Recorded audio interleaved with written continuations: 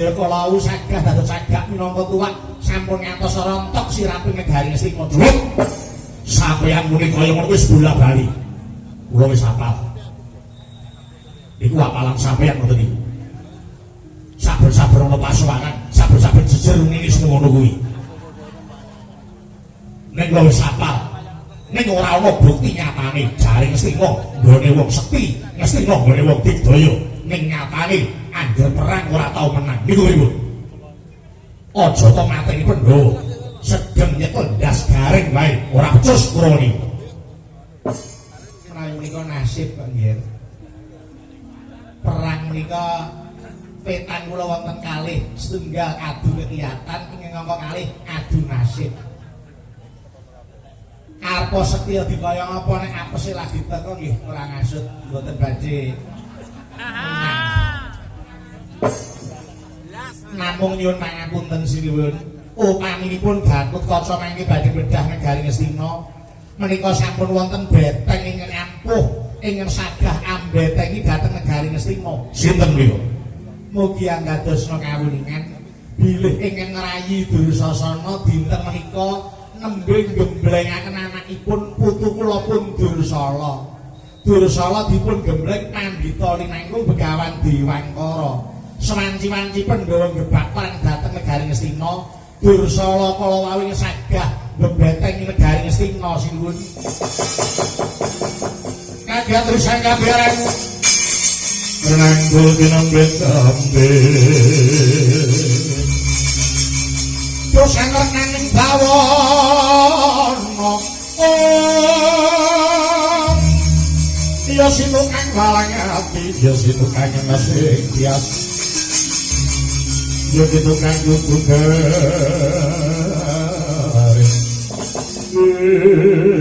Paman Sayuni, kula wonten sewu. Yen pancen Dursala Sekti mundur gunung tak jaluk, aja ngenteni Gatotkaca bedah Ngastina. Ning piye bisane oleh anak-anak Pandhawa gladhen perang wonten Randung Kumbala kudu dibubarke. Syukur bangkit Dursala saged mejahi Gatotkaca ageng ganjaranipun. Yen to Dursala saged mejahi Gatotkaca badhe kula paringi sepalihipun negari Ngastina Paman. Inggih. Kula nemtokaken ingkang putra keponakan pun Dursala kala waus mesti kemawon sagah mejahi Gatotkaca jalaran kula ngertos piyambak. Nalikanipun Dursala menika dipun aben kaliyan Singa. Singa kala dipun tempiling mestakanipun pecah lajeng pejah. Menika nedahaken menawi Dursala menika sampun anggadhahi kasenten ingkang linangkung. Dinten menika sinuwun Dursala sampun dipun kanthi gladhen wonten alun-alun negari Ngastina.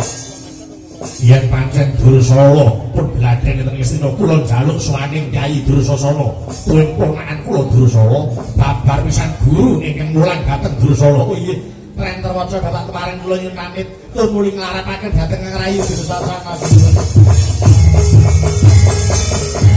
Ya terangan ingkang kiwana gelar manda munsar pinamerek kuning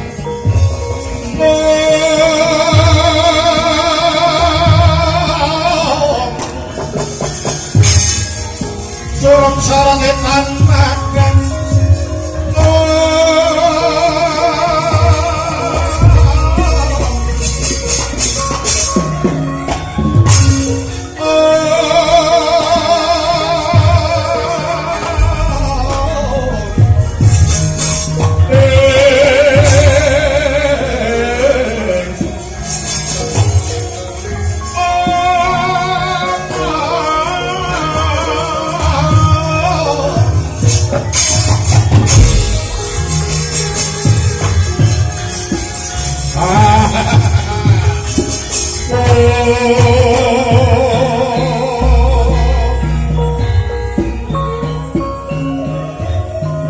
Sapa ingsun wiling anggo ati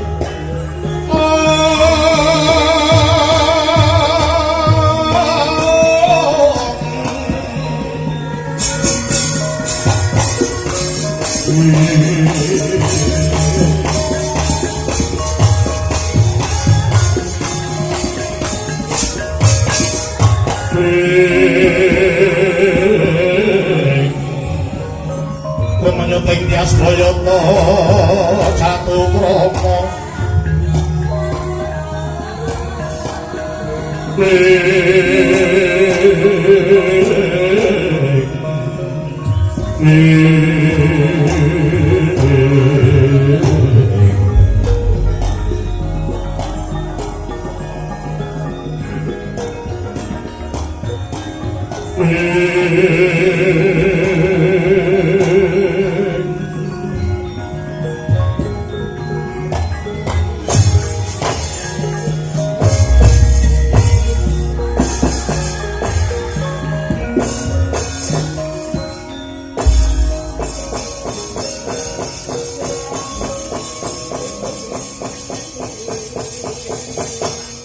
Yai Dursasana.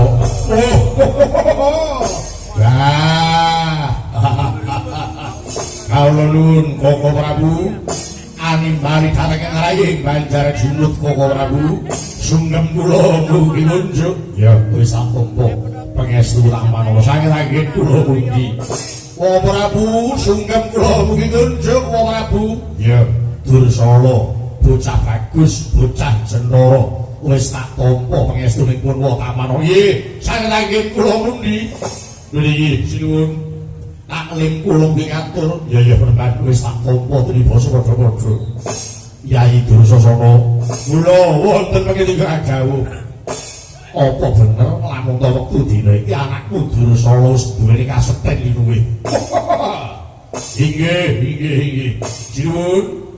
Wonten sisih kawula paduka Koko Prabu Dursala sakmenika sampun anggadhahi kasethen ingkang linangkung awet dipun gembleng kaliyan Begawan Dewangkara mriku sinuwun. Ya Dursala kula wonten dawuh Koko Prabu lamun sira duweni kasethen linuwe apa sumpahmu? Sumpah kula remuk kinarya sawur puntung kinarya bebalan badhe kula lampahi menawi sedaya kala wau kula kunjukaken dhateng Negari Ngastina miwah bekti kula kunjuk dhateng Paduka Prabu. Ya. Bagus. Yen ta pancen kono tegese rumangsa andarbeni marang bumi Ngastina. Lho, nggih, saestu menawi wonten tiyang ingkang badhe ngraman Negari Ngastina, jiwa raga kula badhe kula totohaken kula Prabu. Ya. Rumangsa bombong ngrasani atiku. Dursasana, kula wonten dawuh iki ana jalaran kanggo ngatonake lelabuhan tumrap marang Dursala. Dina iki pranakan Pandhawa padha pacak baris ana Randu Gumbala ingkang dipandhegani Gatotkaca. Lamun ta cilik Dursala bisa nundung Gatotkaca, gedene bisa mateni Gatotkaca. Anakku Dursala bakal tak paringi ganjaran separo bumi Ngastina iki.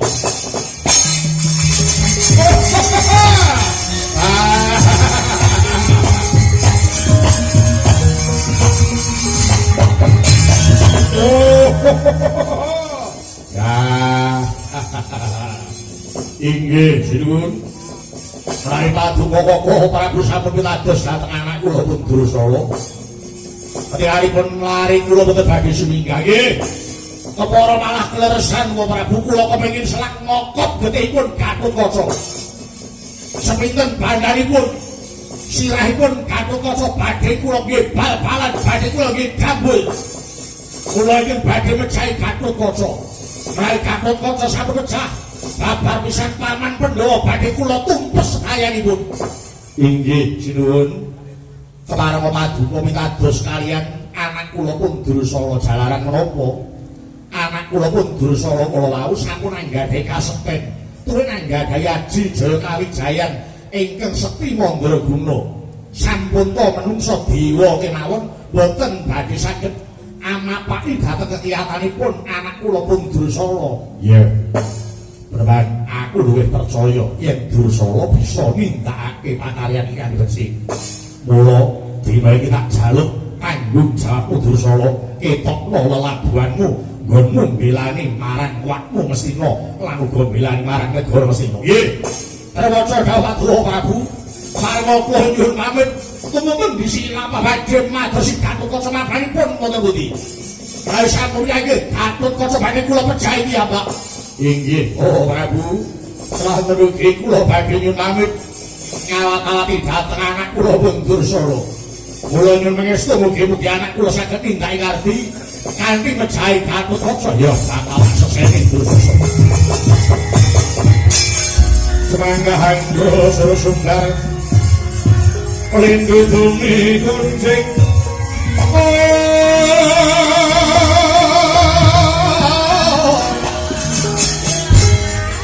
Kumalut begunggor kakok